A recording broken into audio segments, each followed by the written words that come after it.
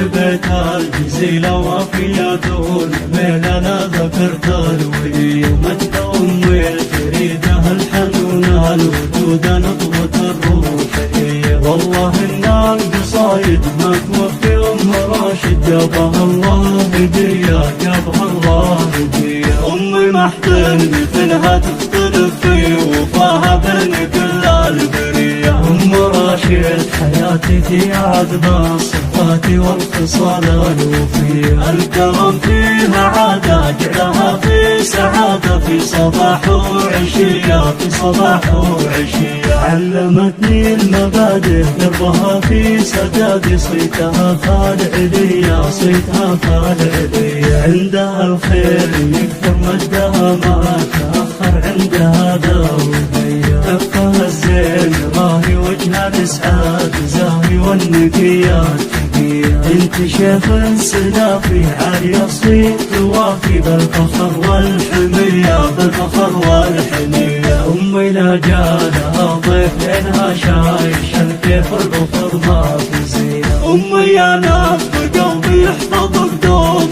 ربي يا ملاك الوضية. يا بعد كل غالي تاج راسي وعقالي عزوتي والحمية. انت ست الحبايب مركزك في السحايب مثل شمس البنية مثل شمس البنية. جاتك من أمها انشرت بدون نقصان بالمعاني الأبية. الختام ادعي الله يعطيك الخير كله في حياة هنية في حياة هنية في حياة هنية في حياة هنية.